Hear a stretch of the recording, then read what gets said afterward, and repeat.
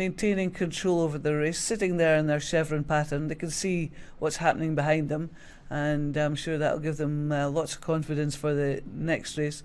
Tideway Scullers sitting on their outside, just sticking with them, trying to just pushing them as well. They're not giving them an easy ride in this last 500. They're still putting the pressure on so that Chester-le-Street can't relax too much and save some energy. So I think Tideway Scullers are really pressing them as they come towards the line.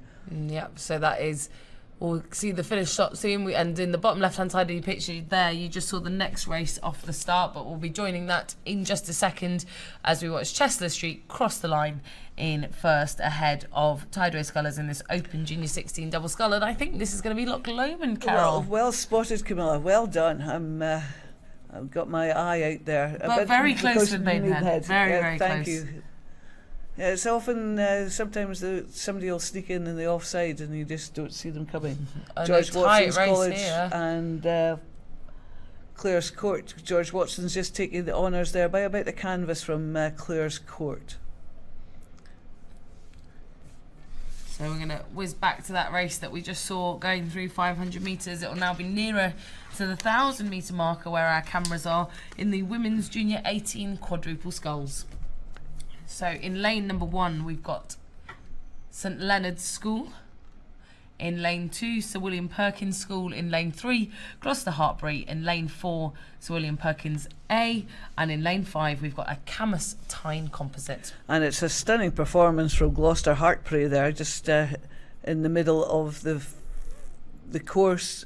And they have pulled out some margin of a lead there, just as they go through the shot. Just really nice quad sculling there, just moving together beautifully, just getting the blades in, picking it up on the legs and just driving on through. Sir William Perkins A crew in that second place, some 10 seconds behind, and then another 10 seconds to Camas Tyne composite. Now if you were to name any event in association with Gloucester Hartbury, I think if you were to pick any event that we've got over the course of the weekend and go, what do you think Gloucester Hartbury will be doing and be in and be doing well in? I think the Women's Junior 18 quadruple scull would have all my money. But no, they've got a fantastic prowess in this event. They've won the Henley Royal Regatta in the Diamond Jubilee quadruple sculls for junior women before. They've won Henley Women's, just a great outfit, great program. They've produced some sensational athletes on the junior women's side. Such a strong program, and I am waxing lyrical. I did row at Gloucester for a year, but they do always produce such wonderful athletes, and they had a really unfortunate time at Henley Royal this year. They crashed into the booms in one of their performances on the first day of racing side by side against Latimer, and I think they're probably coming out here to prove a point that they have such a strong outfit, and we've just not seen it at full tilt yet because unfortunately they had bad luck. Bad luck, but Henley's a very special place, very narrow. Well, the lanes feel incredibly narrow, and but here we have got 6 lanes side by side with a wide open field, and what a performance from this Gloucester Hartbury. It just look at that. You can't get the other crews in shot. No doubt today as to who's in the lead in this semi-final. Obviously been thwarted by their performance at Henley, and as Camilla has said, just decided to put down a marker and say this is what we can do, beat that. And at the present showing, nobody else can. And this is just great to see. So William Perkins in that second place, the Camas Tyne composite in third, and then this is the other Sir William Perkins crew just coming in front of us now, and we'll see the red of St Leonard's just coming into shot on our screen. Just lovely performance from that Gloucester Hartbury crew, and they are motoring off into the distance, just having put this marker down. And you can see the distance there. It is quite substantial. Just at the bottom of our shot, that is the margin they have. This is about 500 metres to go. That is a huge comfort zone to have. That is a huge margin in the race. That's a huge margin. I don't think we've seen anything quite like it this morning. I know we have had some really dominating crews, but this one in particular is just wonderful Impressive. to watch. Very impressive. Very impressive And indeed. we'll have to see who will challenge them, perhaps for our next semi-final that we've got coming up in just a second. But no doubt in my mind as to who is going to cross the line in first in this race, providing no mishaps. And their bow ball just into the last 10 strokes now. They've wound it right down. And we'll get the lovely shots here of the Gloucester Hartbury crew through into the line. Well, absolutely winding it down, but no lack of concentration in that boat. Look at the timing, look at the precision. They're maybe not fully legs on, fully engaged, but their brains are fully engaged. Just making it look so effortless, Camilla. Yeah, they are making it look so effortless. And the Hartbury coaches will be watching on from the banks and very pleased with that performance, I'm sure.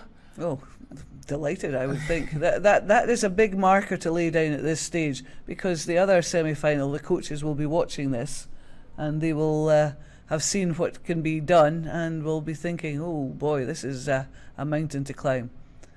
Second place, Sir William Perkins School. Third place, I think, is still with the Tyne Camas Composite. And then the other Sir William Perkins School having to settle for a place in the B final. So we'll take ourselves alongside St Leonard's School. So we'll take ourselves right back up to the next of the semi-finals, the second semi-final of the Women's Junior 18 Quadruple Sculls, which is just approaching. And in this one we have 1,000 Queen Elizabeth High School in lane 1, Canterbridgian in lane 2, Globe in lane 3, George Watson's Loch Lomond Composite in lane 4, and Mossbourne in lane 5.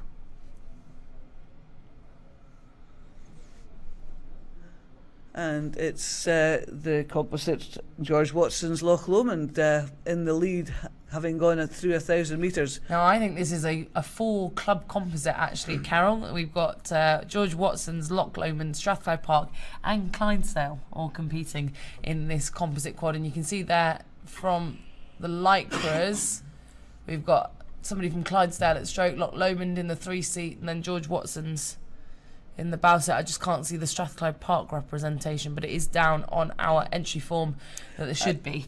You can see the Clydesdale blades and the Loch Lomond blades. It's great that the club paint up their blades in the colours, and they are using their own blades because it makes it easier to spot. You can see the St Andrew Boat Club.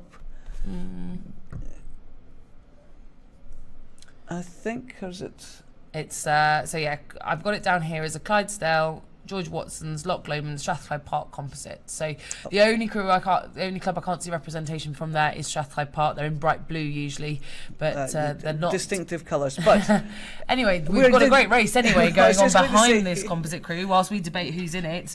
They are in the lead, so it's probably right that we should get the right clubs named and given credit to in lane number 4. However, we've got a wonderful race for the next couple of places through to the A final between the rest of the field: Mossbourne Academy, Globe, Canterbridgian and Queen Elizabeth High School. And I think the current race being led by Canterbridgian in the best of the rest, but it's all very tight between them and Mossbourne Academy over in lane 6. You can see they're just behind the composite in the picture we're being shown. Globe are not out of contention there either, I think. Right in the mix there in the middle of the picture. There's a surge coming on there from Globe. Canterbridgian, I think, in lane 2. They're coming for the composite, actually. They're only half a length down. Oh, this is overlap indeed. This is going to be a cracking race. Globe just slightly behind. Globe pretty much level with Mossbourne there. Wow. This is going to be great. Only 3 places to go through. You can see 4 boats on your screen there. One of those boats will not be going through to the A final. So another tight one here in the Women's Junior 18 Quadruple Sculls. At the moment, Mossbourne, Globe and Canterbridgian all fighting it out behind the composite, but as Carol rightly just said, Canterbridgian with a fantastic move there through 500 to go, and perhaps even now moving at the same speed as the Scottish composite in lane number 4. I think they are starting to overhaul the Scottish composite. If they're not level, they're pretty near that danger spots. So the Scottish Composite is going to have to do something if they want to stay ahead. Globe's just got overlap with both these crews too, so I think we're going to have a great race in this last 500 metres. As you say, one crew is going to get dropped out of the A final, and that's not going to be a happy place to be in. And I don't think I can call that at the moment in the current conditions. I wouldn't like to name anybody as the crew going out because they're all moving so well together. All four of these crews with overlap now. This is going to be so tough to choose. It's just, it will come down to who has got the best last 200 metres in the tank. I think the Composite now responding to what Canterbridgian had to throw at them in that third 500 metres. But Mossbourne Academy making a move now. Yeah, absolutely. And this is so good. Canterbridgian and Globe having their own battle there. The Composite have managed to pull themselves out in front. But there's still overlap between Globe these coming boats. right back into it here to try and overhaul Mossbourne Academy. This is going to be right down to the line. It's the last 10 strokes now. I think the Scottish Composite holding on. Look at this move from Canterbridgian. They are just sprinting. Wow. What a sprint for going to come right up to try and go for the lead. It's going to be the Composite over Canterbridgian, and then Globe rowing through Mossbourne Academy in the last few strokes there. What a race. What a last 500. That was so exciting. Goodness me. What a wonderful race. That was absolutely sensational from all of those crews. Globe came right back into it there. You can just see the effort that the stroke girls had in the stroke seat there from Globe. She's got her head right down. Big effort from them. What a wonderful race. Yeah. But worth it. And now we're going to move back into the Women's Junior 16 coxless pairs. And this is the first semi-final. So we've got Queen Elizabeth High School in lane 1, Starport in lane 2, Marlow in lane 3, Tideway Scullers in lane 4, Henley Rowing Club in lane 5. And it does look to me like it's the crew from Marlow there in the centre of your picture. With the lead at the moment, they look pretty relaxed actually, Carol, don't they? I'm not sure that they're pushing up through normal race pacing unless that's their tactic, to be nice and long in the water, nice low rating. I think they've probably they've gone out hard and got themselves in front, and as you say, they are now relaxing just into a relaxed race pace, but they look quite comfortable in it. Pair's one of the trickiest boats to race, notoriously twitchy in all directions. I commend any junior that rows a pair at all, at any level. They are just such a tricky boat to row and get right, and you need a lot of maturity and a lot of experience to just let the boat move underneath you and to be brave, because it's very wobbly. You know, you've only got one stick to hold on to, and that ultimately means that you've only got control of one side of the boat, so you're relying a lot on your partner to get things right and to support you and back you up, whether you're in the stroke seat or the bow seat. And you can just see there that this Marlow crew just have no qualms about getting out there around the front. Absolutely. And that I think is the biggest challenge in a pair, is trusting your partner, being able to trust the balance of the boat, not be scared of it, because I think the second you tense up and you get scared, that's when it starts to get even more wobbly and you can't put all the power down. So then it's a white knuckle ride. Just you're chasing the balance point, and that's not a good place to be. As you said, it's the confidence in your abilities, the confidence in your partner's abilities, and the confidence in what you can do together. That's a really nice performance from that Marlow pair, because I'm assuming that they caught a glimpse of the start, just initial phases of the start. I think they must have gone out quite hard to pull themselves that far in front. And we can see the start of the next semi-final on the course now, actually, and we'll be coming to that in just a second. But a good start there from the centre lanes. We'll be seeing them later on. But back to the top of your picture, we've got a very dominant crew here from Marlow.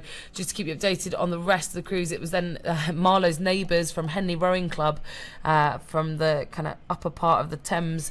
They're in lane number 5, and currently sit in that second qualifying spot ahead of Tideway Scullers School in lane number 3, who sit in third. Sorry, Tideway Scullers School in lane number 4, who are in third. Yes, it's a lovely performance of this Marlow crew. They just look as though they've just gone down a gear or two and but know that they've got that comfort zone to pick anything up if they feel challenged. And they don't look as though they could be particularly challenged. They look very comfortable, just really relaxed, nice relaxed rhythm, nice and loose and long, and just doing really nicely. We've got the Henley pair in shot at the moment, just followed by the Tideway Scullers pair. And actually, I think if you look at both of these crews from Henley and Tideway Scullers in second and third, they look very tidy as well, very together. The big important thing is your pair doing the same thing as your partner. It doesn't matter, whether that is both not exactly the form book technique. As long as you're both doing the same thing together, absolutely, the boat will move quickly. So absolutely. But all of the crews that I've seen so far have been wonderful examples of how to row a pair. Even though the Marlow crew probably that little bit more powerful and comfortable, and that relaxed, that relaxation just pays off. And necessarily, you think about rowing as being this really tough sport where you've got to push very hard for 2,000 metres, and pushing hard's the big thing. Actually, I think sometimes relaxation can gain you a lot more than pushing even harder in some instances. You can finesse it, just finesse it, relax into it, and just take that relaxation and just manage to just finesse it and just look a bit tidier. But lovely performance from this Marlow pair here. Just you can see them there just in the bottom of the screen, just coming towards us. The Henley pair just behind them. I think the Marlow pair just dropped that rating right down there, and just sitting there just quite comfortably in front of Henley, and just think, well, if Henley can up a gear, we can up a couple of gears as well and just stay in front. They're just got that nice rhythm there.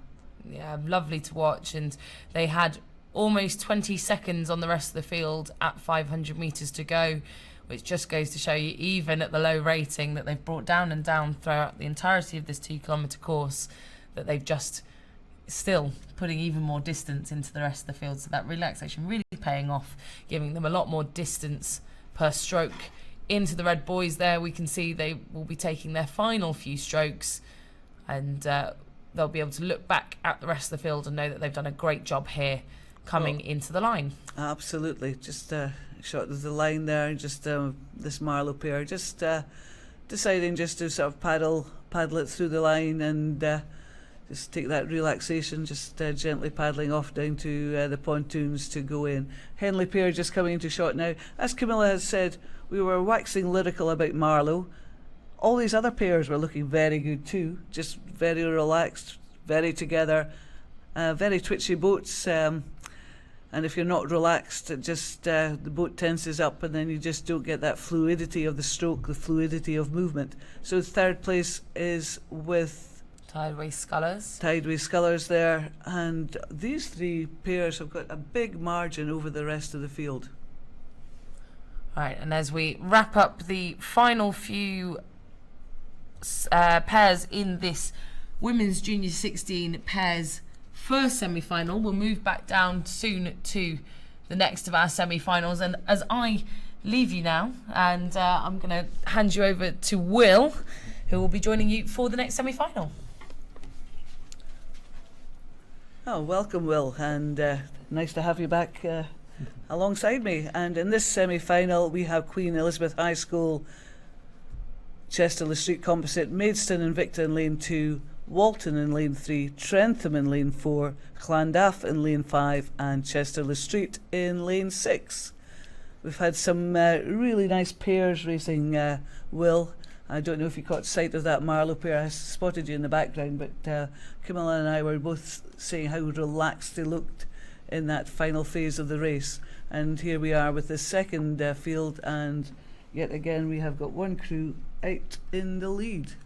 I did get a chance to have a look at that, Carolyn. Thank you for that kind welcome. I was really impressed with that Marlow crew. I think their body swing through the stroke was really, really good.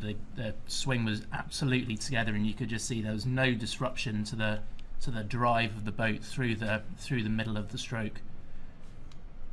So we're coming up towards 500 metres to go in this second semi-final of the Women's Junior 16 pairs. I think that's Trentham in the lead with Walton in that second place. These crews quite far down the course when we picked them up, and not having followed them, but both these crews just relaxing into this last phase of the race now. In fact, I'm very sorry, I've just missed out the crew there. I think that's Trentham Boat Club in lane number 4. Established a commanding lead, rivaling what Marlow had in the first semi-final. Oh, absolutely. Some commanding pairs out there. It'll be interesting to see them together in the final later on. Yes, that should be a very interesting race between those two crews. And then we've got our second and third place going through the line. I think that is Walton and Maidstone Invicta in lanes 3 and 2. They, in turn, have got a quite comfortable lead over the rest of the field. So it will be interesting to see whether Walton and Maidstone Invicta decide to really push on in the last 500 metres, or if they'll be happy with their position going through to the A final this afternoon. There's a big gap between those three pairs and the rest of the field. We just see the umpire's launch going past. He's keeping an eye on the leaders of this race, and just I think having to overtake the tail end Charlies because he doesn't want anything to happen to the fairness of the race for the leaders. Yes, especially in pairs where the steering can be a little bit difficult when you've got one of the athletes using their foot to steer the boat, but when you've got just one rower on stroke side and one rower on bow side, and you can have power discrepancies from stroke to stroke, it's probably one of the hardest boats to steer down a course. So I can understand why the umpire would want to make sure that they were staying near the front of the race and that there was a fair race going on. But we can see Trentham Boat Club now in lane number 4, Fowler and Grocott, really dominating this second semi-final. And just like we saw with Marlow, they've been able to take the rating right down, conserve as much energy as possible for the final, just looking at their opposition racing behind them. Great shot there, zooming in on that Trentham crew. Yeah, they're looking very relaxed. They know that they've got this comfort zone as they come towards the finishing line, and they know that just into the red boys now, and they know where they are in the course. They know that they're not going to be in danger of being caught, so they can just relax in these last few strokes of their race. As you say, a lovely shot as we zoom in on them, and they have got this quite comfortable margin over the next cruise. And so Trentham Boat Club do cross the line in first place. They will go through to the A final later on, as long as we get the white flag from the umpire. And Maidstone Invicta have pushed away from Walton in the last 500 metres. So Maidstone Invicta did see the benefit in pushing on. They crossed the line in second place, Walton in third. Those should be the three crews that will go through to the A final, but we'll have to wait for the umpire's confirmation.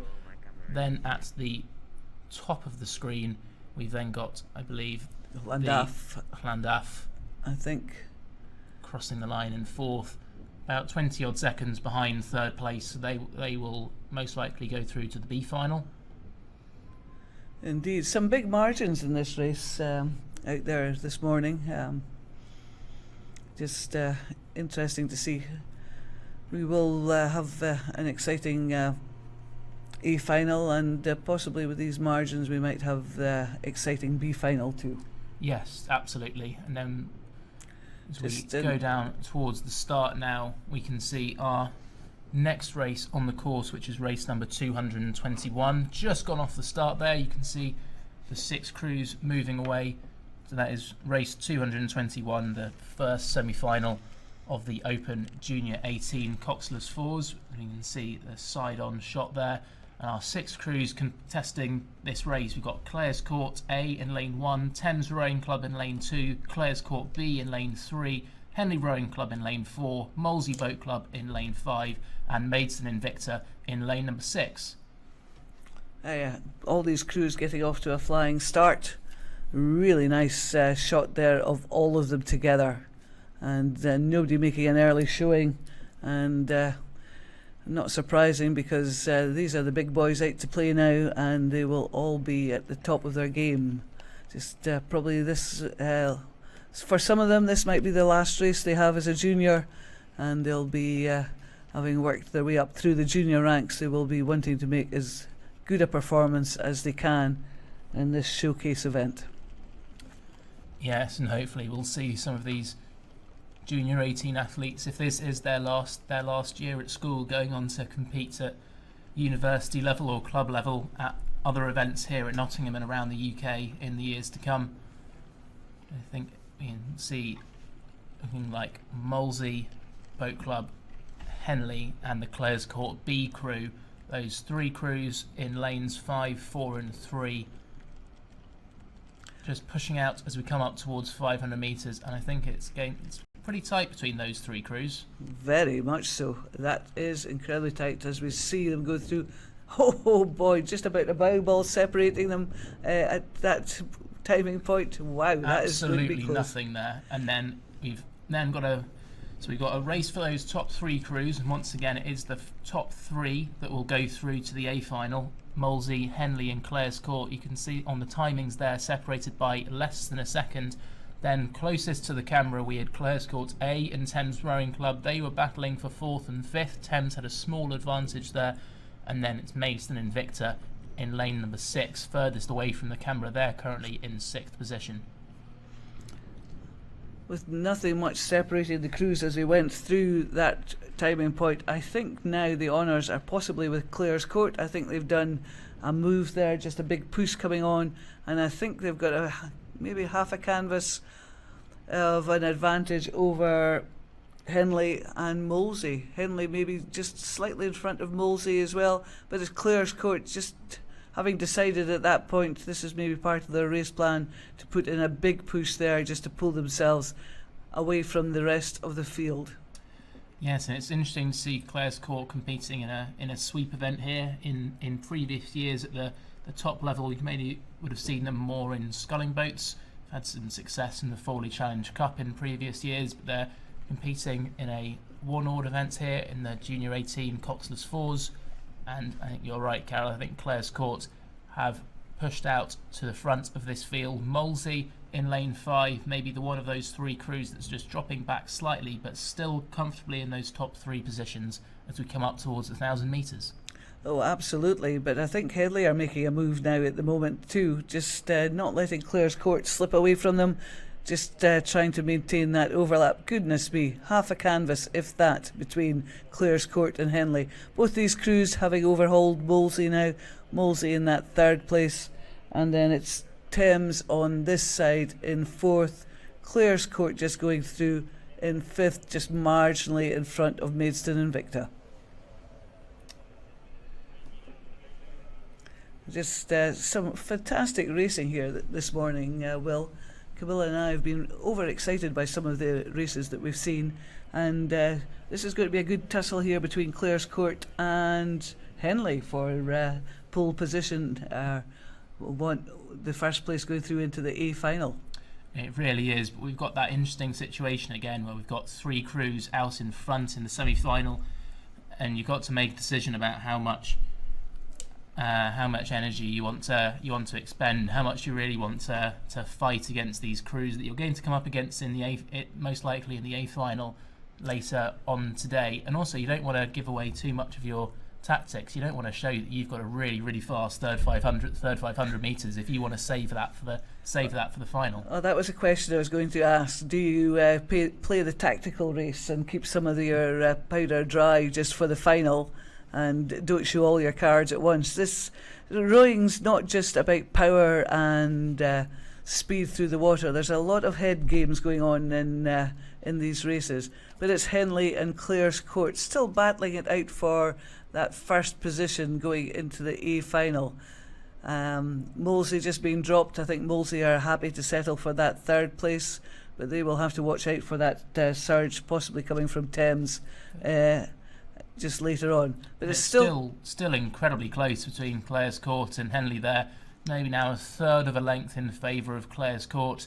You can see that they have got a 0.7 second advantage. Molesey going through in 3rd. They are dropping back towards the Thames crew. I wonder if Thames, the crew based out of Putney, will be able to push up to the Molesey crew that row on the Hampton stretch of the Thames, just a little bit further upstream. Here's the second Clare's Court crew, just slightly behind Thames. They've had to settle for that 5th place. And then over on the far side, we've got Maidstone and Victor. But it's the big battle going on at the front of the field between Henley and Clare's Court that will be the fascinating one, and we can see from the small picture on the screen that the second semi-final is underway, but we'll get back to that shortly once we've seen what happens between this battle between Clare's Court and Henley. And it looked as though the honours were with Clare's Court as we went through the last timing point. I'd now say that I think Henley's in front. I think it's going to be very, very tight either way. I don't think either crew are easing off too much. Henley on the left of your screen, Clare's Court on the right. I think they've both gone into full-on sprint mode. The Henley crew in particular looking very aggressive into the last 200 metres or so now. In fact, they've just hit the red buoy, so that's 100 metres to go. I think Clare's Court might still just have a foot or so over Henley, but it's both these crews racing for the line. They're not keeping anything dry here at all. They are just both going for the honours. Wow, this is sprinting towards the line. Bearing in mind, we know they've got the A final later on, and it's Clare's Court by such a small margin from my eye. This is the screen, I'm not the finish judge, so we'll have to wait for them to flag that one up. It was a really fantastic race all the way to the line, very much just on the surge of the boat there at the end. I think just saw the Molesey crew catch a little crab there, but I don't think it's going to affect them too much. They do cross their line in 3rd place ahead of Thames Rowing Club. So Molesey should progress through to the A final. But that was a really good race. It was a cracking between Clare's Court and Henley. Henley, it would have been quite easy for them, I think, when they were down, just to say no, we're just going to row a good rhythm all the way to the finish. But no, they wanted that psychological advantage of winning, but Clare's Court weren't going to give it up easily. No. We're now moving on to the second semi-final, which has just gone through the 1,000-metre marker. So the second semi-final of the Open Junior 18 coxless fours.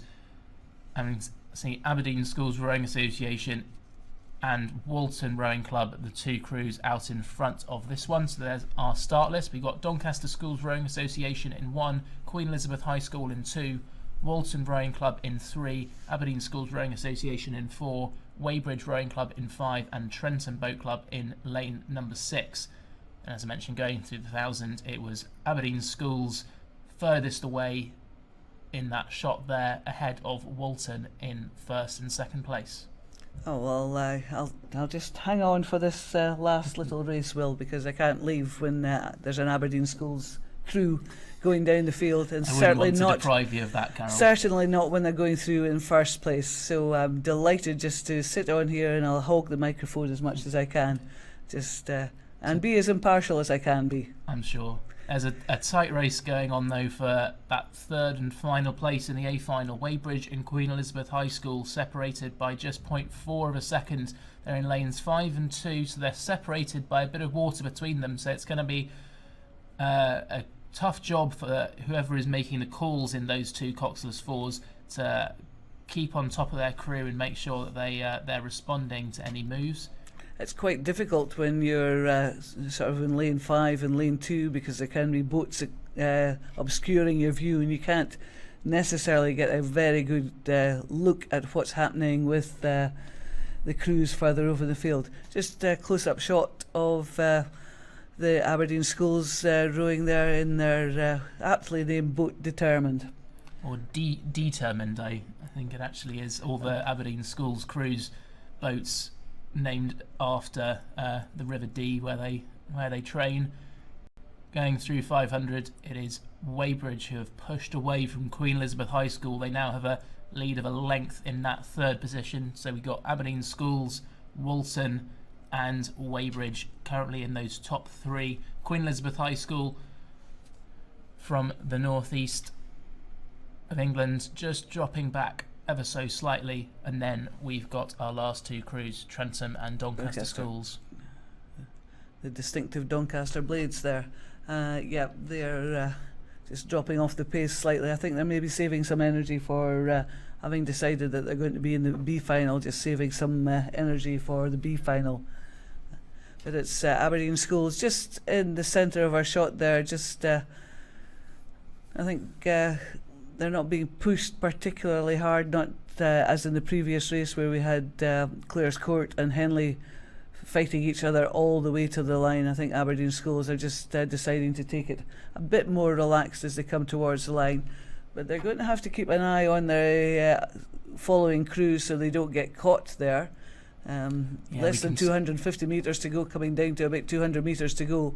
You don't want to get caught on the line and give up that psychological advantage of that lead you have. No, we can see Walton are closing on Aberdeen Schools very quickly. I do wonder if Aberdeen Schools are going to put in a little bit of a burst in the last 100 metres, because their advantage is pretty much down to a length or so now, I'd say, whereas it was about 3 or 4 lengths with 500 metres to go. I'm not sure if Walton have realised that there is a possibility there of taking the win, but I think Aberdeen Schools have just responded a little bit, and they've still got a lead of a length or so over Walton, and Aberdeen Schools do cross the line in first position, with Walton just behind and Weybridge coming through in third. Queen Elizabeth High School in the yellow boat at the bottom of your screen in lane 2, they cross the line in fourth, so they're just going to miss out and will go to the B final later on, and then we should have Trentham and Doncaster Schools Rowing Association coming through shortly. So there's Doncaster with the yellow on the front of the blades and the red on the back.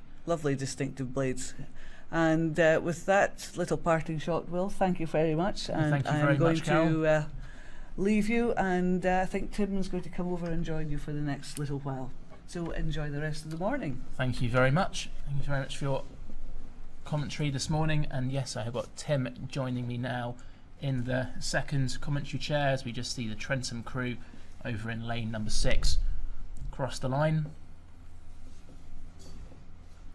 And as we go down to the start, ready for our next race, the first semi-final of the Open Junior 16 coxless pairs. We've got 5 crews in here. We've got a Queen Elizabeth High School and Chester Street Composite in lane 1, Worcester Rowing Club in 2, Aberdeen Schools Rowing Association in 3, Glasgow Academy in lane 4, and King's Canterbury in lane number 5.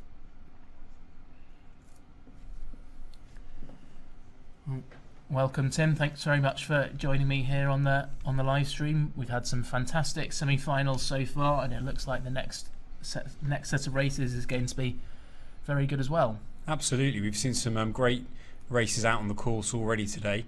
I've had the pleasure of working out on the lake already this morning. And there's been some absolutely great races, so I look forward to spending some time with you, Will, and talking about some of the crews that will be coming down the track in just a few moments' time. We can see a fabulous shot there of the expanse of water that these young rowers will be looking down as they look behind them. Of course, rowing a sport where you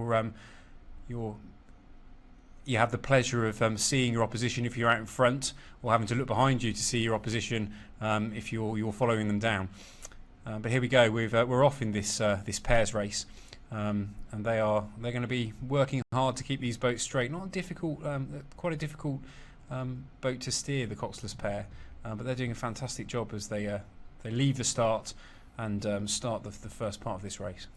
Yes, coming through 150 metres now, and it's Glasgow Academy in the purple boat, maybe just putting their bows a couple of feet out in front ahead of Aberdeen Schools. It's Hodge and Hodge of Glasgow Academy, just poking their bow ball out in front of Aberdeen Schools and King's Canterbury. And then we've got Worcester and the Chester Street Queen Elizabeth High School Composite in lane 1 and 2, closest to the camera. If you look away over towards the crews as they move away from the start and aim towards the 500 metres. So in a pair, when it's quite a long race, you want to get into that rhythm early, especially in a pair where it's so important how the two bodies are moving together. They often say that it doesn't matter always exactly how you row a pair, as long as you're doing the same thing as your partner, the boat will tend to go quite fast. And of course, you've got the added complexity of having to keep these boats straight, as we were saying before. So there's very often a small rudder that's connected to the boat and ultimately to one of the oarsmen's foot plates. They have the ability to steer the boat. There shouldn't be a huge amount of steering that's required on these straight multi-lane racing courses, but a lot of the rowers say it's quite difficult to move from their more windy rivers and onto a straight racing course. So it'll be interesting to see how they cope. But they seem to be doing a good job of that as they power towards the next timing marker. And it's, as we go through 500 metres, it's Hastelow and Crawley of King's School Canterbury who have moved out into a length lead, with Aberdeen Schools Rowing Association, Disley and Lewis in second place. Glasgow Academy, who had that fast start, just dropped back into third. And then Worcester Rowing Club in fourth, and the Queen Elizabeth Chester Street Composite in lane number 1. They go through the timing marker in fifth position. So yeah, a great shot there of all 5 of our crews contesting in this first semi-final of the Junior 16 coxless pairs, and the timing. So a 2.5 second advantage for King's School Canterbury over Azra, with Glasgow Academy in third. And as the crews start to sort of spread into their race pace, it's great to see a fantastic range of clubs from all over the country taking part in this semi-final of the Open Junior 16 pairs. Absolutely fantastic to see these scullers, these rowers out on the water and putting in their best performance possible in this semi-final.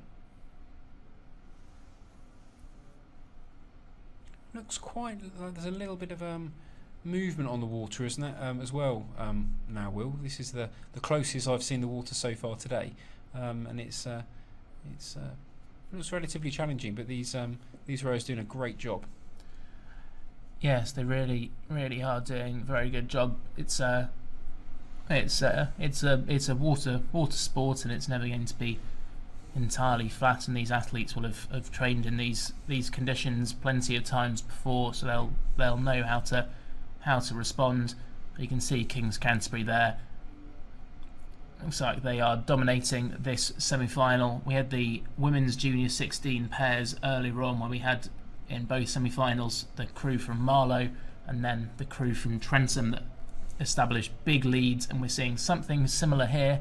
So King's Canterbury do go through in first, with Azra in second. Glasgow Academy dropping back a little bit more, so they're in third, still with a position that would take them through to the A final, but Glasgow now rowing in a complete void because they've got a few lengths ahead of them to the leading pair, and then about 4 or 5 lengths behind them to Worcester, who are currently sitting in fourth, and then Queen Elizabeth and Chester Street, who are in fifth. So that's going to be very tricky for that Glasgow crew to motivate themselves to push on when they know that they've got a big lead to close down, but they've also got quite a big gap behind them, and they might just be happy to just get a good rhythm going through the second 1,000 metres and just ensure that they go through to the A final later on. So if you were coaching these rowers, Will, what would your advice be to them if they found themselves in a void that you've described just a couple of moments ago? I think I would probably focus on the rhythm of the crew, because it's a great thing when you do have another boat side by side, and you can sort of respond, and you can sort of feed off the energy of the other boats around you, and say that when you're in a position like that, you just got to get back to the fundamentals of what's making your boat move fast. So what your rhythm is, focus on any technical fundamentals that you've been focusing on for the last few weeks, and just really iron those out, especially as this is the semi-final. They're going to have another race later on. Just try and make sure that you're really happy with everything going into that. As we come up towards 500 to go, I think Aberdeen Schools have actually had a storming third 500 metres, and Aberdeen Schools have rowed through King's Canterbury. They were about 4 seconds down. They've had a fantastic third 500, and they're going through a second up on the crew from King's Canterbury. So King's Canterbury just dropping off slightly now, and once again we saw them in the semi-final of the Junior 18 fours, Azra winning that race, Azra have now pushed through to the front of this semi-final of the Junior 16 pairs. Glasgow going through in third position, about 20 seconds off the pace of the leading two, but still with that big advantage over Worcester and the Chester Street Queen Elizabeth composite. That was an immense charge from the Aberdeen Schools crew. They're really fantastic opportunity for them to try things out, perhaps for the race that they'll appear to have later on today in the final. Really quite impressive that to see. We've got that great aerial shot now looking off the top of the National Water Sports Centre here in Nottingham. Looking down onto the crews in the top right hand side of your screen.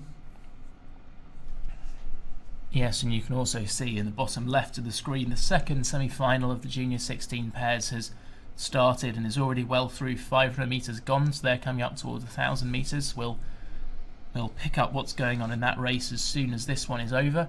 But in the top right of your screen you can see Aberdeen Schools and King's Canterbury still battling it out at the front of this field. They're into the red buoys now. That signifies 100 metres to go. Aberdeen Schools just got to watch those blades on their stroke side, making sure they're not clipping any of those buoys. They're getting quite close to them at the moment, but I don't think they've come into contact with any of them.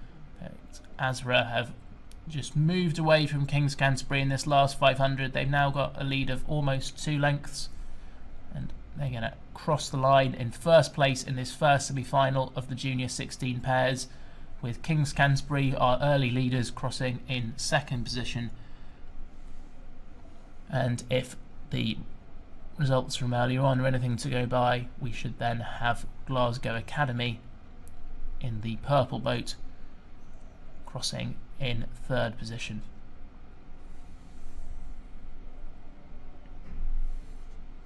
And for those of you that have ever had a go at home on an indoor rowing machine, or perhaps you've been out on the water to row 2,000 metres and to keep yourself composed for that amount of time is actually a real challenge.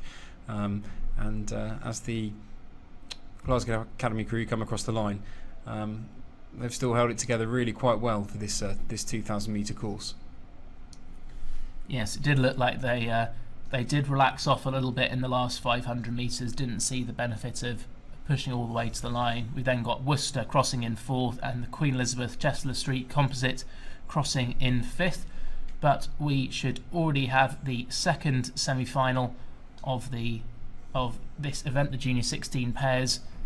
It's through 1,000 metres, it's coming up towards 500 metres to go, and we've got Trentham Boat Club in lane 1, Aberdeen Schools B in lane 2, another Azra crew, Walton Rowing Club in lane 3, Eton College in lane 4, and Mediterranean in lane number 5. It's moving away from that 1,000 metre marker now. You can see towards the finish and the marquees, but we've got 5 crews in this event, and it looks as though it's the crew in lane number 4 should be Aberdeen Schools again. No, sorry, my apologies, I've got my lane order the wrong way round. Sorry, that would be Eton College in lane number 4, and we can see them on the shot there, Eton with those distinctive light blue blades. And of course Eton used to these multi-lane buoyed courses. Their home base at Dorney Lake, the home of the London 2012 rowing events that took place. And they'll be just thinking now, right, what do we need to do? We need to just hold on to what's going on and just keep things moving along as the pack follows them down. Yes, and then it was Walton Rowing Club crossing the line, going through that 500 to go in second place, with Mediterranean Rowing Club joining us all the way from Gibraltar in third, and it was Aberdeen Schools in fourth position and Trentham Boat Club in fifth. So once again we've got quite a spread field in this semi-final of the Junior 16 pairs. It's Eton out in front. Eton managed to pick up a fantastic win in the Junior 8s, the Princess Elizabeth Challenge Cup at Henley Regatta just a couple of weeks ago. So I'm sure these J16s would have seen their top crew take the win there and will be feeding off that energy. They'll want to be in that same position in 1 or 2 years' time, crossing the line at Henley and picking up the Princess Elizabeth Trophy in a little red box, and they've going some way to that by dominating this semi-final of the Open Junior 16 pairs here at the British Rowing Junior Championships. We've got our 3 leading crews in shot there: Eton on the left of the screen, Walton on the right, and Mediterranean sort of in the middle at the top of the screen. They are currently sitting in third, so as things stand, those should be the 3 crews that will go through to the A final. Eton able to relax in the last 100 metres, just lengthening out the stroke, keeping the technique on it. Yeah, and I think Walton have wised up as well there, Will, to that relaxed paddling style as they come towards the finish line, and clearly holding their reserve of energy ready for what hopefully will be a final for the Walton crew. Mediterranean had a slightly higher stroke rate. As Eton do cross the line, they're in first position. Walton just behind them by about a length and a half or so in second, with Mediterranean Rowing Club coming through in third. We've then got sprinting hard Aberdeen Schools B crew. They are in fourth, so they will just miss out on the B final, and then Trenton Boat Club will be our last crew across the line.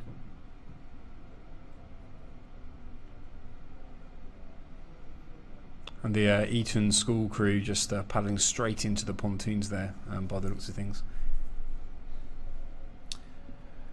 And there we have the Trentham crew crossing the line now, so that concludes the time trials for the Junior 16 pairs.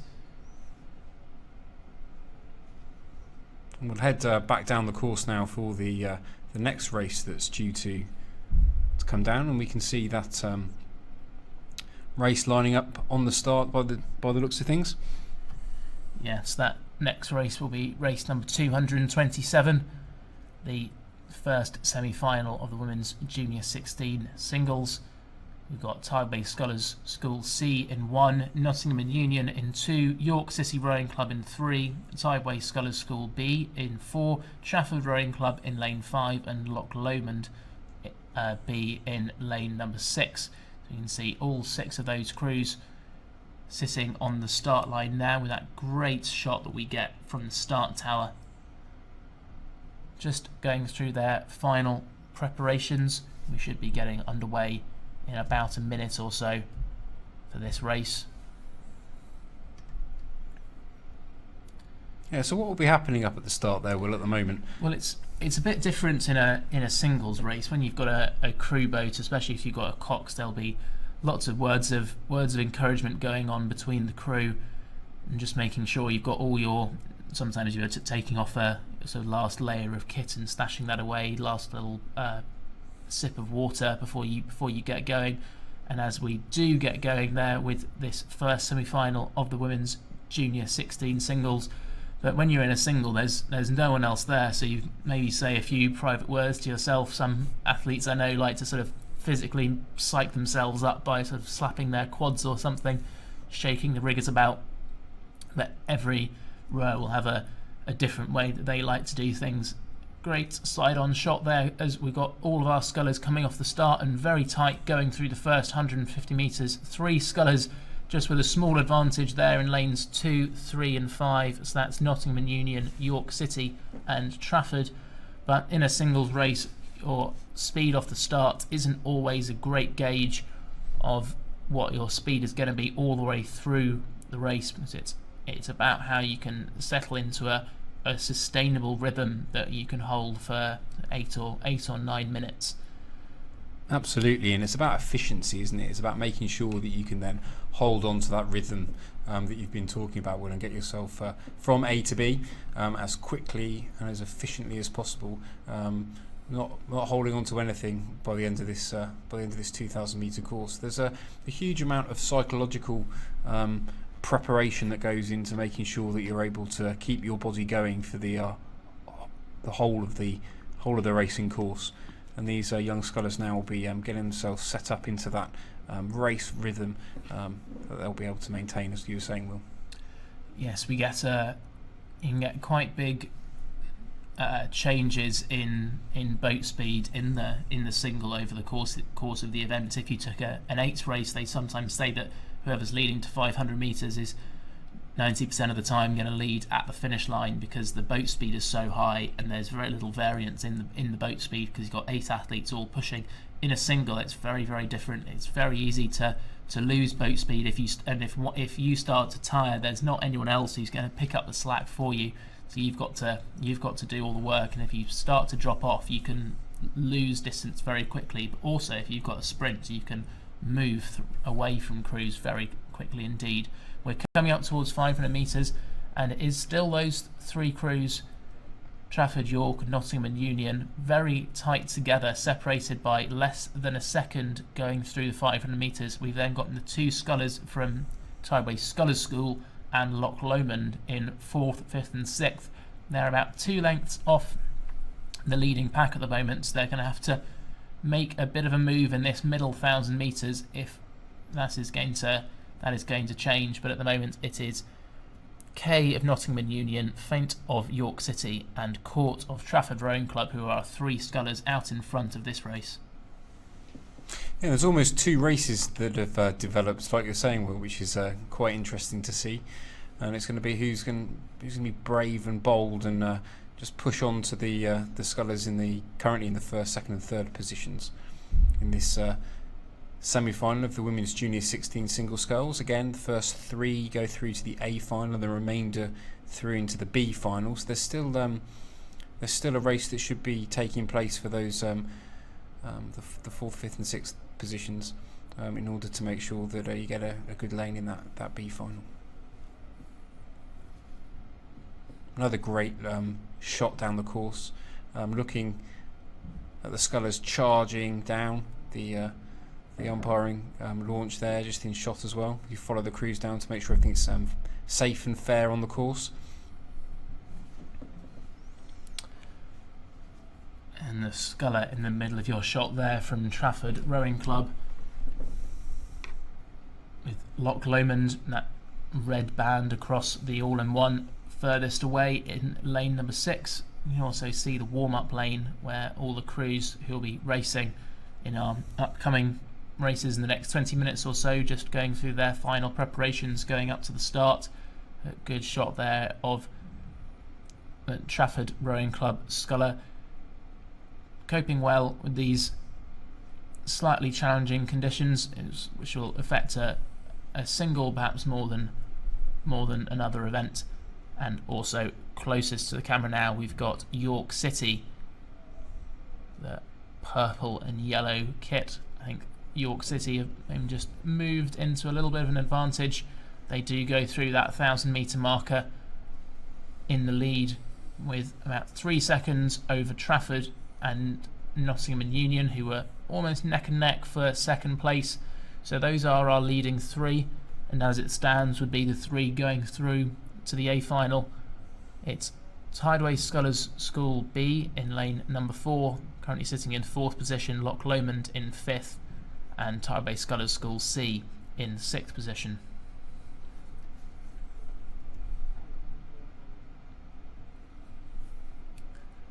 It's impressive for Tideway Scullers getting 2 of their crews through to this semi-final in what would have been a very competitive event going through the time trials. So to get 2 athletes into this semi-final is very impressive. Absolutely, and there's some real depth within the senior programme at Tideway Scullers, and it's great to see that that's being replicated in the junior crews as well. Not easy to get lots of juniors out on the water in single sculling boats, as I'm sure you'll remember, Will, from years gone past. But it's a really fantastic effort for these Tideway Scullers, as you're saying. Yes, I think on the junior boys side, Tideway Scullers managed to get 3 crews qualified into the main draw of the Forley Challenge Cup at Henley Royal Regatta, which has only got 24 entries in total in the main event. So they've at all levels they've really got that strength and depth, which is very impressive to see. Good shot there of York City and Trafford, who were in first and second, going through the 1,000-metre marker. They're coming up towards 500 metres to go now. Just saw the Trafford sculler caught look over her right shoulder, just checking how far ahead the York City sculler was, and also perhaps where Nottingham and Union were. It's coming up to 500 metres to go.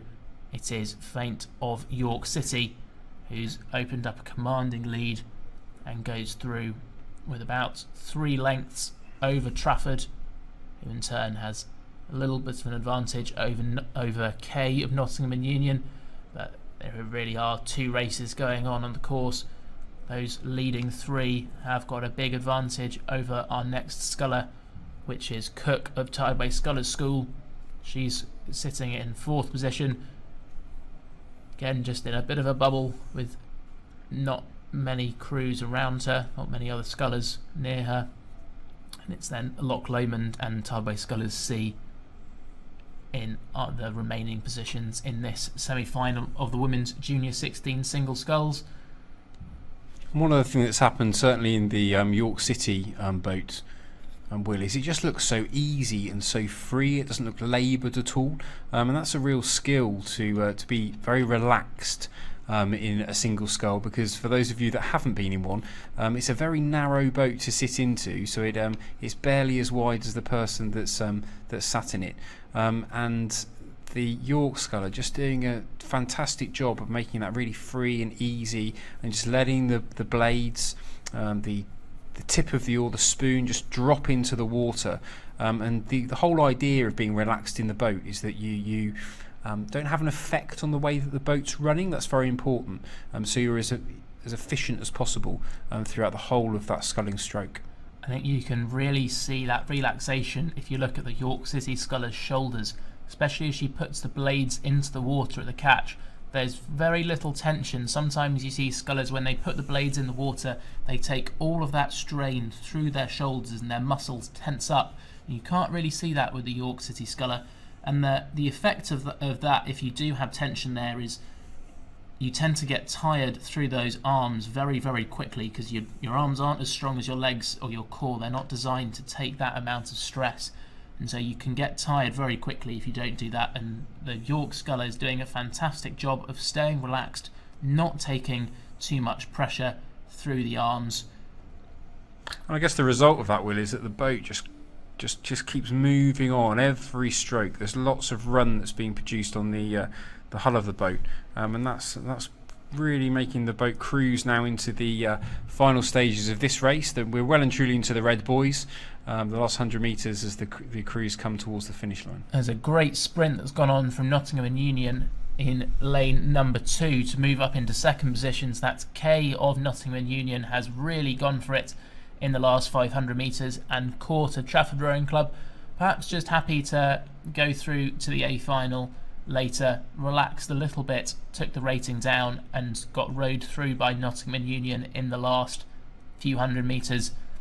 Tideway Scullers School B crossed the line in 4th position, so they will just miss out on a place in the A final. You've then got Trafford Loch Lomond Rowing Club in lane number 6 going through in 5th position, and then closest to the camera at the bottom of the screen we've got the second sculler from Tideway Scullers School. So we're going straight back down to our next race on the course, which is race 228, the second semi-final of the Women's Junior 16 Singles. We've got Bedford Rowing Club B in 1, Kingsley in 2, Maidenhead Rowing Club in 3, Thames Rowing Club in 4, Hollingworth Lake in 5, and Chesterler Street in lane number 6. This race is already quite far advanced. They're through 1,000 metres, coming up towards 500 metres to go.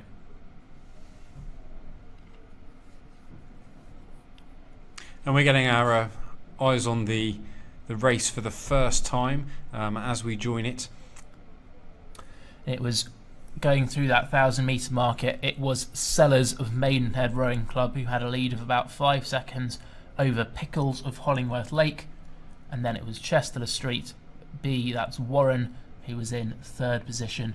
Thames, Bedford and Kingsealy currently in the positions 4 through 6, so they would be just missing out on the A final as it currently stands, but plenty can change in that second 1,000 metres.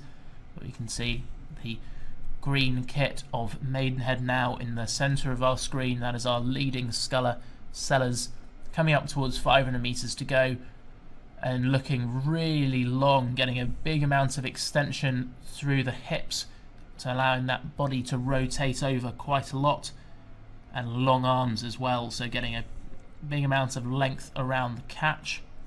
And then it's Chester Street furthest away from the camera, going through in 2nd position with Hollingworth Lake in 3rd.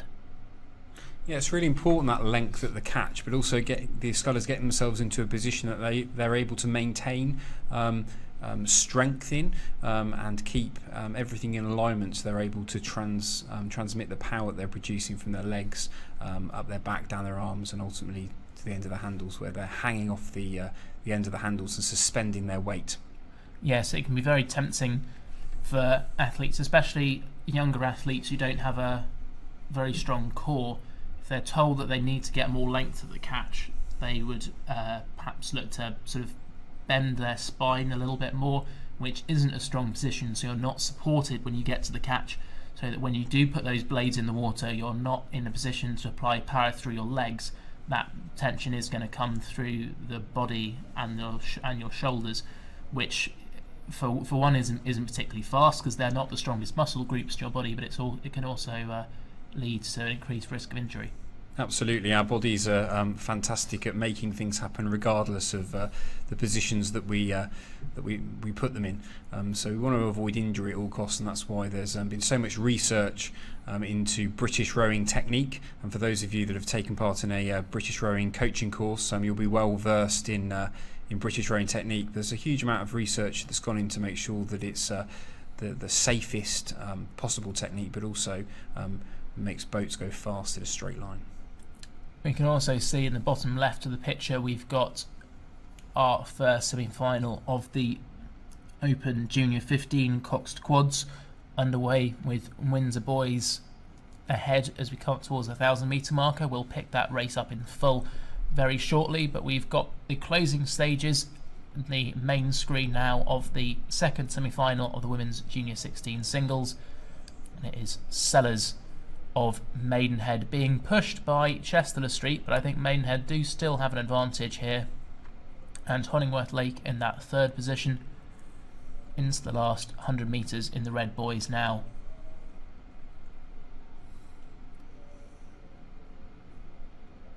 As we cut to our finish line camera, Sellers just putting on a bit of a sprint, little look over the shoulder, just checking where the finish line is, and across the line in 1st position, with Chester Street crossing the line in 2nd, Hollingworth Lake in 3rd. Then Thames Rowing Club, who will cross in 4th position, just missing out on the A final.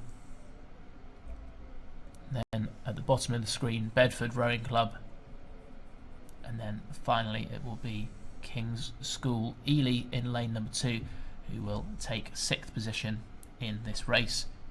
But we've already got that previous race very well advanced along the course. They're coming up towards 500 metres to go in that first semi-final of the Open Junior 15 Cox Quads, race number 229. So let's have a little look and see who's in that race that's heading down towards the finish right about now. And Will, so in lane 1 we have Clare's Court, lane 2 Warrington Rowing Club, lane 3 Windsor Boys, lane 4 Wallingford Rowing Club, lane 5 Hereford Rowing Club, and in lane 6 Nottingham and Union Rowing Club. And out in front with 500 metres to go, it's Windsor Boys with a comfortable lead. They've a fantastic reputation in junior boys sculling, but then we've got a really good race on our hands here for those last 2 places in the A final. between Warrington, Wallingford and Hereford in lanes 2, 4 and 5. So there's only 2 places available for those 3 crews. They were only separated by a canvas going through the 500 metres to go, 1.1 seconds separating them. So it's going to be a matter of who's left something in the tank, who can sprint in and nab a place in the A final. It's fantastic to see the hard work of Warrington Rowing Club seems to be putting them well in contention of this semi-final, with the result of the first 3 going through into the A final here later on this afternoon. Warrington having a huge outreach program at the moment, reaching out into schools within the local community and bringing new rowers into their club, and it'll be interesting to see how that develops in the years to come. Hereford Rowing Club, who are in lane number 5, they were quite far off the pace at the 1,000 metre marker, and they closed and moved up into 3rd. They closed a 3-second gap in that third 500 metres to go through in 3rd position, and I think as the crew and the white boat at the top of the screen, I think they might have moved through Wallingford now to establish themselves in 3rd. Warrington Rowing Club at the right hand side of the screen in the blue and yellow kit, they're right up there as well. I think it's Wallingford at the moment who are going to be the ones missing out. Windsor Boys though at the front of the field, they have pushed themselves well out into the lead. They're going to cross the line in 1st. Very tight between Hereford and Warrington. Looked like it was just Hereford crossing the line ahead of Warrington. Warrington looked ecstatic with that. Wallingford Rowing Club then crossing the line in 4th position, with Clares Court School in 5th, and then Nottingham Union will be our last crew to cross the line in 6th position. But we're already going on to our second semi-final, race number 230. We've got Tyne Rowing Club in 1, Grange in 2, Trenton Boat Club in 3, a Tideway Scullers composite in 4, Bristol City in lane 5, and Henley Rowing Club in lane number 6. Coming up towards the 1,000 metres, it looks as though it is Trentham in lane number 3 who are out in front of this one. It does indeed, Will, and there's been some really smart junior sculling from these Open Junior 15 competitors. We can see the spoons all presenting themselves ready to go into the water in time, and we get the club colours that show themselves just before the oar goes into the water. There's some really synchronised sculling from these juniors, but it is Trentham, as you were saying, that maintain that lead in this second semi-final of the Open Junior 15 coxed quads. Trentham doing a good job of making aggressive sculling still look tidy and composed, and that's very hard for junior crews. If you watch an international crew, say the sort of the GB men's quad for instance, they scull in a very aggressive, powerful way, but they're so well trained and drilled that they can still do that whilst maintaining cohesion and technique. Junior crews often, if at J14, J15 level, if you try and replicate that, it will result in the technique dropping away, the timing dropping away, and Trentham doing a good job of being aggressive and getting the most out of their strokes, but not letting the technique drop away. They've got the rating up a little bit higher than some of their competitors, and that's showing in the fact that they've got a clear water advantage coming up towards 500 metres to go. Absolutely, and you can really see the boat just surging through the water as the next crews come into view. It's Grange School that were in second position, and then the Kingston Rowing Club Tideway Scullers School composite in lane number 4, who are in third. City of Bristol in lane number 5, currently just a little bit behind and would miss out on the A final as it currently stands, so they've got to push on to try and close that gap to the Kingston Tideway Scullers composite.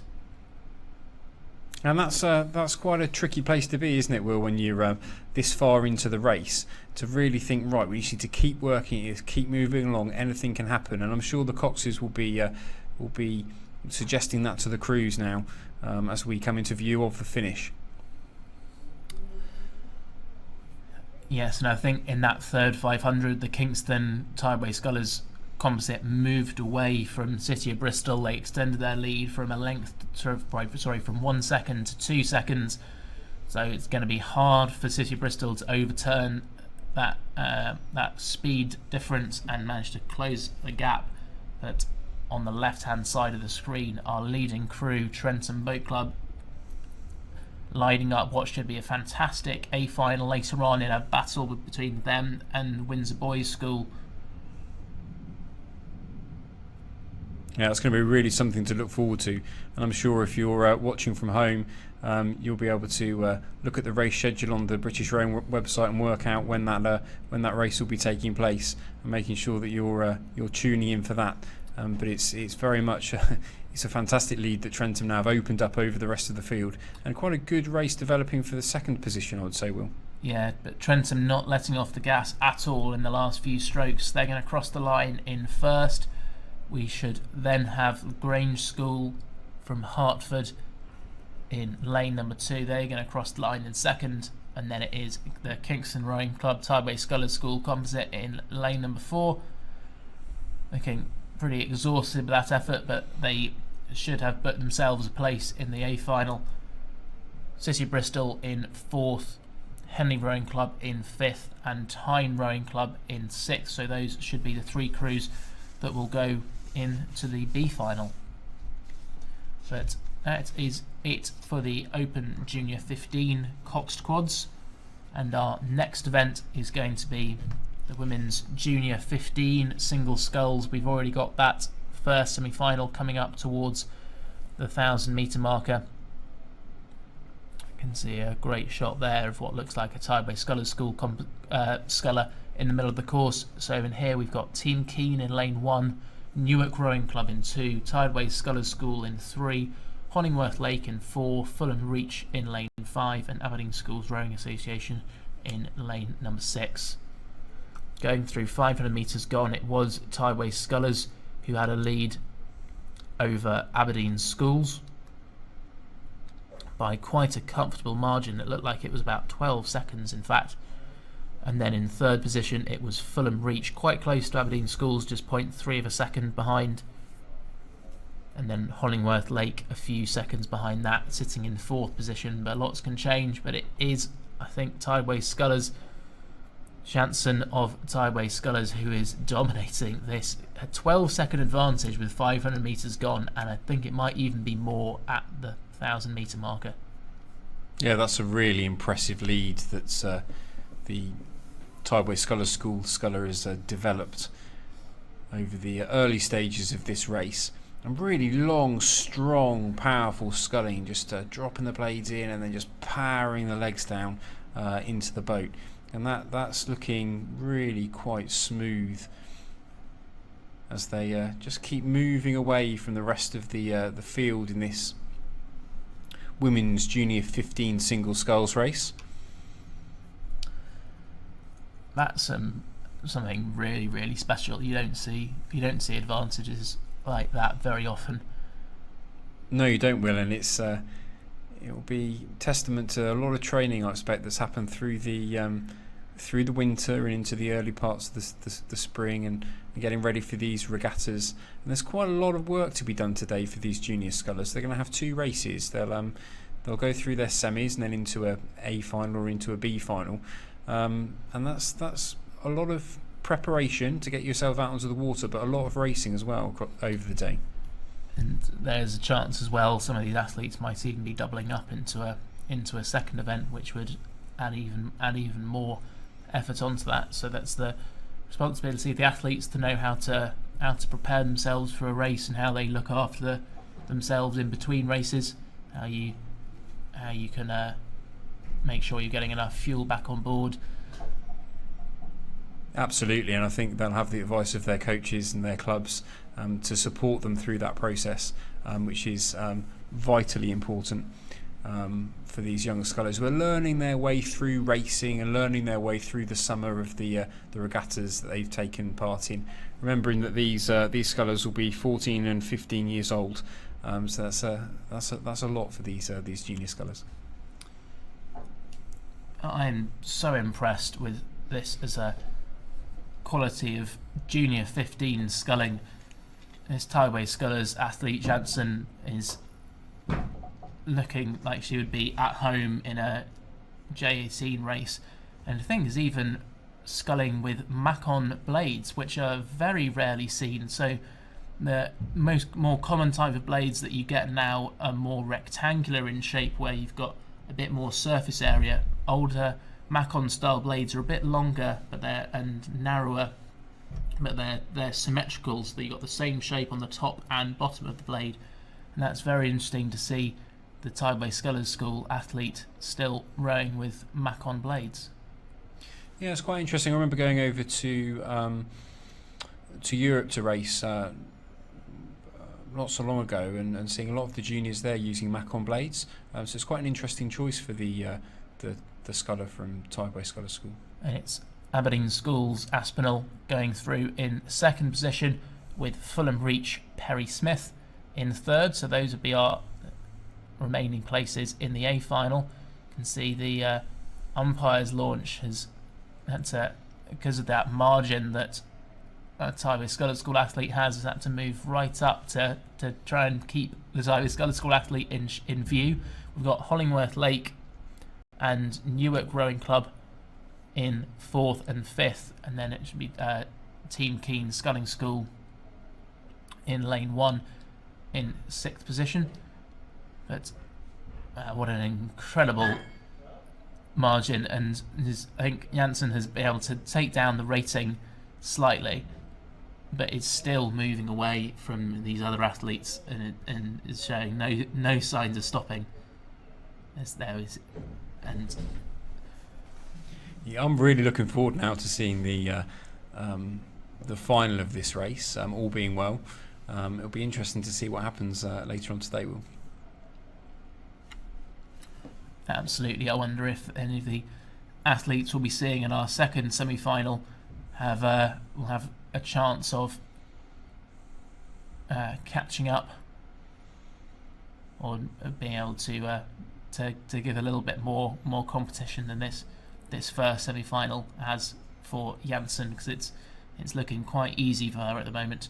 Into the last 100 metres.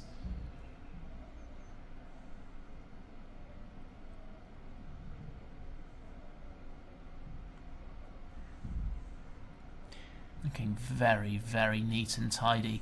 We talked about one of the earlier races about scullers looking just fluid and relaxed, and that's a really good example there from the Tideway Scullers athlete, with a big margin over the rest of the field.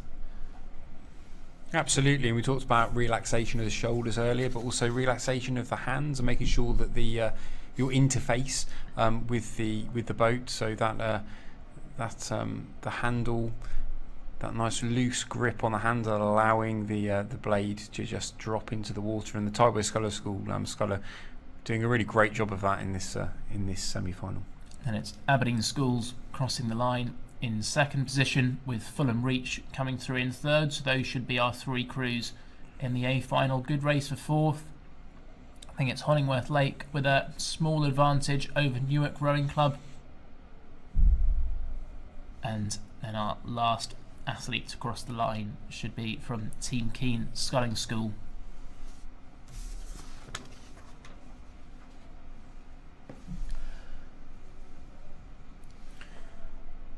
So we should be seeing the next race coming down the track in the not so distant future, which will be that second semi-final. So we saw the first semi-final of the Women's Junior 15 single sculls. We'll see the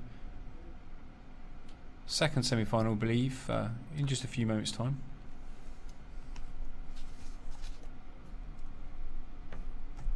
Yes, although the race we can see on our camera now is a doubles race, so not sure what's happened to that second semi-final. In fact, at the back of your picture I think I can see some single sculls, so it's possible they might have had a full start and they're just rowing back onto the course. So we should hopefully see that second semi-final coming up very shortly. But I think the race we've got on now is race number 233, which is the first semi-final of the Open Junior 18 doubles.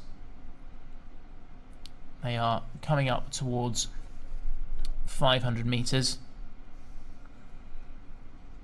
and we've got 6 doubles competing in this event. We've got Clare's Court School in 1, George Watson's College in 2, Rob Roy Boat Club in 3, Gloucester Hartbury in 4, Gloucester Hartbury B in 5, and Great Marlow School in lane 6, going through 500. Very, very close. Clare's Court closest to the camera in lane 1, right up there, as were Gloucester Hartbury F in lane 4. A huge amount of depth from Gloucester Hartbury to have 6 doubles entered into this Junior 18 doubles event. And we've got 2 of them in this semi-final and 1 in our second semi-final.